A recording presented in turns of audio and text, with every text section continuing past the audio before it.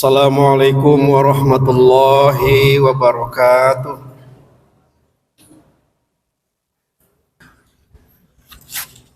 Alhamdulillah, nahmaduhu wa nasta'inuhu wa nastaghfiruhu wa na'udzu min syururi anfusina wa min sayyiati a'malina. May yahdillah fala mudhillalah wa may yudlilhu fala hadiyalah. Asyhadu an la ilaha illallah wahdahu la syarikalah wa asyhadu anna Muhammadan abduhu wa rasuluhu la nabiyya ba'dah. Allahumma salli wa sallim wa barik ala Muhammad wa ala alihi wa ashabihi ajma'in wa man tabi'ahum bi ihsanin ila yaumiddin. Faya ayyuhal muslimun usikum binafsi wa bitaqwallah faqad fazal muttaqun. Qala Allah bil Qur'anil Karim, a'udzu billahi minasy syaithanir rajim. Bismillahirrahmanirrahim.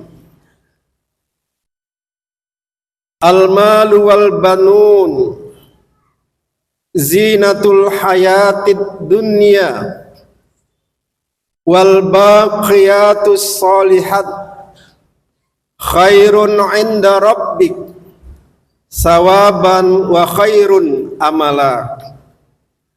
Walhamdulillahi rabbil alamin.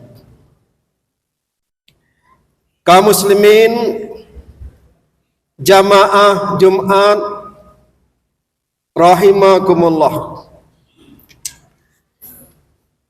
mari kita senantiasa taqarrub, mendekatkan diri kepada Allah, seraya kita tingkatkan kualitas takwa kita kepada Allah. Pesan takwa ini merupakan kewajiban untuk disampaikan dalam khutbah. Semoga senantiasa kita menjadi hamba yang bertakwa dengan menjalankan segala perintah Allah dan menjauhi segala larangan Allah. Tidak ada perbedaan di antara manusia, laki perempuan, kaya miskin di hadapan Allah. Yang membedakannya adalah ketakwaannya. Inna akrakum indallahi atqakum. Kaum muslimin jamaah Jumat rahimakumullah, Al-Quran menggambarkan kehidupan akhirat di mana anak dan harta tidak berguna untuk memberikan bantuan kepada ayah bundanya. Al-Quran mengungkapkan yauma la yanfa'u malun wala banun illa man atallahu biqalbin salim. Di hari kiamat, hari berbangkit itu, kata Allah, di mana harta dan anak-anak tidak lagi berguna kecuali orang-orang yang menghadap Allah dengan hati yang bersih. Ini diungkapkan dalam Al-Quran surat Asy-Syu'ara pada ayat 88 sampai 89. Bahkan Rasulullah Sallallahu Alaihi Wasallam menggambarkan pada kehidupan akhirat nanti. Nabi menyebutkan, la tazulu qadama abdin yaumal qiyamah hatta yus'alu an arba'in. Tidak akan bergeser dua kaki manusia di hari kiamat nanti hingga ditanyakan kepadanya 4 hal. Yang pertama, kemana usianya digunakan. Yang kedua, kemana jasadnya digunakan. Yang ketiga, kemana ilmunya disampaikan atau dilaksanakan. Dan yang keempat, kemana hartanya, dari mana dan untuk apa digunakan. Yang terakhir ini masalah harta, ada 2 pertanyaan nanti, dari mana didapat dan kemana diperuntukkan. Kemudian dalam berbagai ayat-ayat Al-Quran dan hadis, di hari kiamat nanti, Yaumul Ba'ts, ada hari berbangkit. Yaumul Mizan, ada hari timbangan. Dan bahkan ada titian Siratal Mustaqim. Bahkan nanti orang-orang manusia dari zaman awal sampai akhir zaman itu akan memegang catatan amalnya. Ada yang diperoleh dari tangan kanannya, ada dari belakangnya, ada dari kirinya, ada dari atas. Begitulah nanti saking sibuknya manusia di hari kiamat, banyak persoalan-persoalan yang dipertanggungjawabkan ketika dia di muka bumi ini. Begitu banyak permasalahan yang dihadapi manusia nanti di hari kiamat, maka setiap kita membutuhkan pertolongan, dan pertolongan itu adalah amalan yang diharap-harapkan. Itulah amal-amal soleh yang kita kerjakan dalam hidup ini.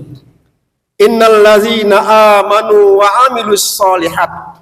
Selalu digandeng dalam Al-Quran orang-orang yang beriman dan orang-orang yang beramal soleh.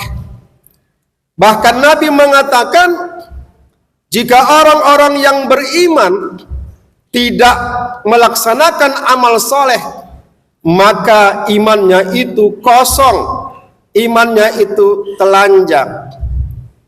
Al-imanu uryan walibasuhut taqwa.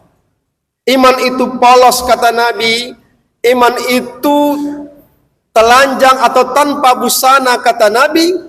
Pakaian iman itu adalah taqwa. Maka libasut taqwa diungkap juga dalam ayat-ayat Al-Quran. Ini salah satu menjadi penolong yang diharap-harapkan nanti di yaumul qiyamah.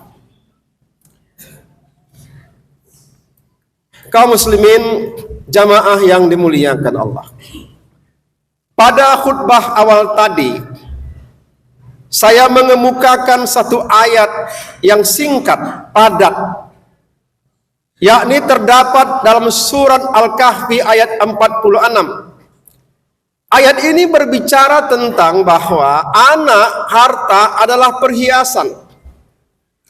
Al-malu wal banun zinatul hayatid dunia wal baqiyatus salihat khairun inda rabbik sawaban wa khairun amala. Ketahuilah, kata Allah, bahwa harta kamu, anak kamu itu hanya perhiasan semata dunia saja, yang sifatnya mengasihkan dan membangga-banggakan saja. Akan tetapi al-baqiyatus sholihat, amal yang kekal, lagi baik, lagi saleh, khairun inda rabbik, yang datang dari sisi Tuhanmu, sawaban wa khairun amala, itulah amalan yang diharap-harapkan. Secara tegas ayat ini menyebutkan al-baqiyatus sholihat. Ketika kita rujuk kitab-kitab tafsir, Al-baqiyatus sholihat itu tidak dijelaskan dalam bentuk apa. Maka ini disebut secara umum. Tetapi jamaah yang dimuliakan Allah, al-baqiyatus sholihat itulah nanti yang menjadi penolong kita. Al-baqiyatus sholihat itulah yang kita harap-harapkan. Maka oleh ulama dari berbagai yang kita baca melalui tafsir-tafsirnya, maka al-baqiyatus sholihat itu dapat dari beberapa bentuk. Yang pertama, amal yang kekal lagi baik itu dalam bentuk lisan atau ucapan. Misalnya kata Nabi dalam satu riwayat, ucapan itu adalah subhanallah, walhamdulillah, wala ilaha illallah, wallahu akbar. Dari sebutannya itu acap kali kita dengar dan selalu kita baca. Dan itu ringan dalam lisan kita, tetapi kata riwayat Nabi itu adalah amal yang kekal, lagi baik, yang nanti akan kita dapatkan nanti nilainya di sisi Allah. Kemudian dalam riwayat lain ulama menyatakan bahwa al-baqiyatus sholihat itu adalah as-shalawatul khams, salat 5 kali sehari semalam. Dan ini merupakan kata kunci sebagai seorang muslim dan membedakannya dari yang lain. Maka salat 5 kali sehari semalam itu lengkap, tidak kurang, yang kita kerjakan dan merupakan kewajiban bagi seorang muslim, itu adalah al-baqiyatus sholihat, amal yang kekal lagi baik. Dan itu nanti menjadi penolong kita, di mana ketika yang saya sebut tadi, harta dan anak-anak tidak berguna di hari kiamat. Yang berguna adalah apa yang kita kerjakan kebaikan dalam hidup ini. Kemudian dalam riwayat lain adalah al-baqiyatus sholihat itu adalah mengekalkan wudhu. Wudhu ini selalu digunakan orang mengangkat hadas kecil dan sebelum masuk sholat. Dan tidak sah sholat seseorang itu tanpa berwudhu. Tetapi yang dimaksud al-baqiyatus sholihat ini adalah mengekalkan wudhu, artinya setiap insan, manusia, hamba Allah yang beriman ini, dia harus mengekalkan wudhunya. Ketika batal, maka dia ambil kembali. Sehingga dalam suasana dirinya itu dalam keadaan suci dari hadas kecil. Dan secara nilai, orang-orang yang senantiasa tidak lepas dari wudhu itu akan terjaga kemuliaan dan kehormatannya dalam setiap pergaulannya. Dia tidak akan mungkin berbuat seenaknya saja ketika dia berinteraksi dengan orang lain. Kenapa? Karena dalam posisi berwudu. Maka ketika kita berwudu, tidak hanya ketika sholat saja, dan batal wudu kita ulangi kembali. Supaya posisinya dalam keadaan berwudu, dan menurut riwayat hadis yang kami baca, itu adalah al-baqiyatus sholihat, amal yang kekal lagi baik. Maka secara umum disebutkan oleh ulama bahwa al-baqiyatus sholihat itu adalah bentuk-bentuk amal soleh, kebaikan-kebaikan yang dikerjakan manusia, yang kebaikan-kebaikan itu tidak bertentangan dengan perintah Allah dan Rasulullah. Maka secara umum itu disebut dengan al-baqiyatus sholihat. Pada penghujung khutbah ini ingin kami sampaikan, supaya kita tidak salah memahami ayat tadi bahwa harta dan anak-anak kamu adalah perhiasan dunia. Kalau kita paham dan mengerti bahwa Allah tidak meremehkan harta dan anak-anak, tetapi bagaimana kita memfungsikan harta dan anak-anak itu menjadikan kita melakukan amal soleh. Yang tidak dibolehkan adalah ketika hartanya, anak-anaknya tidak memfungsikannya untuk beramal soleh, maka wujud tadi dikatakan Allah itu adalah hiasan sematanya saja, bahkan bisa membuat dia binasa. Tetapi kalau seandainya hartanya, anak-anaknya itu dia fungsikan sebagai apa yang diperintah oleh Allah, itu adalah merupakan potensi besar bagi dirinya untuk mendapatkan al-baqiyatus sholihat. Bukankah dalam surah An-Nisa ayat 9 Allah pesankan kepada kita agar kita mendidik anak-anak kita di jalan Allah. Wal yakhshal ladzina law taraku min khalfihim zurriyatan di'afa khafu alaihim falyattaqullah wal yaqulu qaulan sadida. Hendaklah kamu khawatir meninggalkan anak-anak keturunan kamu dalam keadaan lemah imannya, lemah ekonominya, lemah pendidikannya, lemah agamanya. Hendaklah kamu khawatir. Falyattaqullah, maka bertakwalah kamu kepada Allah.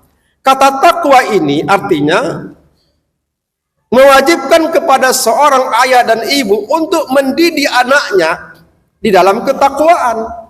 Berarti kalau dia mengajarkan ketakwaan sejak dini kepada anak-anaknya, itu adalah potensi bagi dirinya memperoleh al-baqiyatus sholihat. Kaum muslimin, begitu juga harta kita. Kalau harta yang Allah berikan anugerah kepada kita hanya berputar-putar untuk diri kita dan keluarga kita, maka itu adalah sebagai hiasan semata saja, bahkan membuat kebinasaan terhadap diri kita.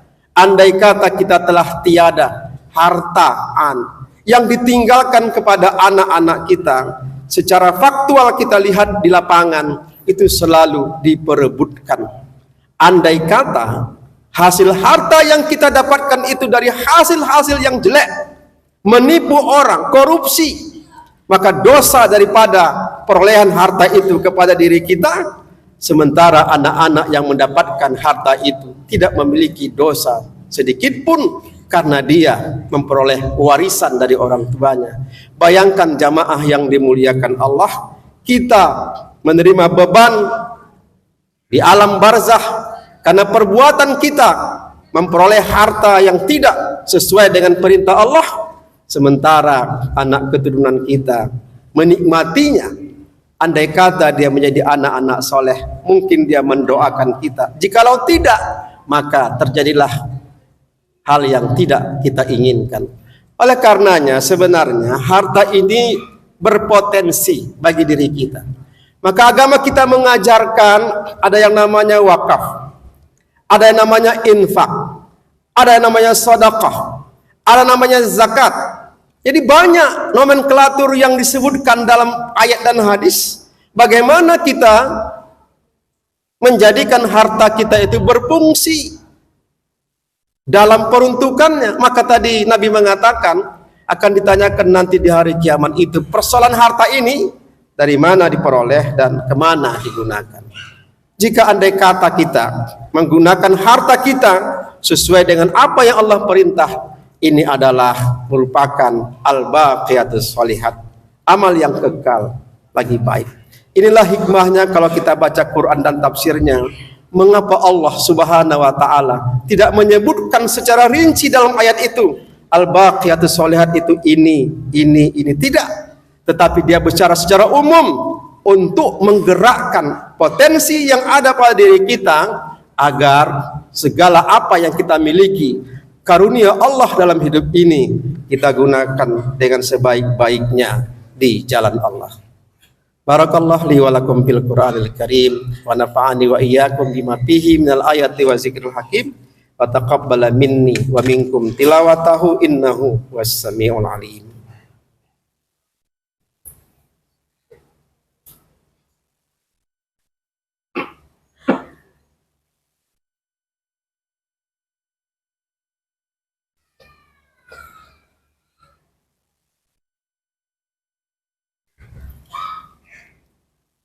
Alhamdulillah arsala rasulahu bil huda wa dinil haq liyuzhirahu 'alad dini kullihi wa kafa billahi syahida. Asyhadu an la ilaha illallah wahdahu la syarikalah wa asyhadu anna Muhammadan abduhu wa rasuluhu la nabiyya ba'dah. Allahumma salli wa sallim wa barik ala Muhammad wa ala alihi wa ashabihi ajma'in wa man tabi'ahum bi ihsanin ila yaumiddin. Faya ayyuhal muslimun ittaqullaha haqqa tuqatih wa la tamutunna illa wa antum muslimun. Qala Allah fil Qur'anil Karim, a'udzu billahi minasy syaithanir rajim. Bismillahirrahmanirrahim. Innallaha malaikatahu yusholluna 'alan nabi. Ya ayyuhallazina amanu sallu 'alaihi wa sallimu taslima. Allahumma shalli 'ala Muhammad wa 'ala ali Muhammad kama shallaita 'ala Ibrahim wa 'ala ali Ibrahim. Wa barik 'ala Muhammad wa 'ala ali Muhammad kama barakta 'ala Ibrahim wa 'ala ali Ibrahim innaka Hamidum Majid.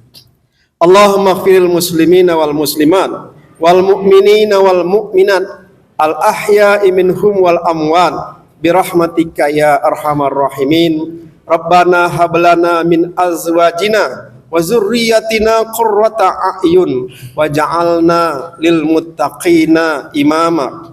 Rabbana zalamna anfusana wa illam taghfir lana wa tarhamna lanakunanna minal khasirin. Rabbana atina fid dunya hasanah wa fil akhirati hasanah wa qina azabannar. Subhana rabbika rabbil izzati amma yasifun wa salamun alal mursalin walhamdulillahi rabbil alamin. Aqimis shalah.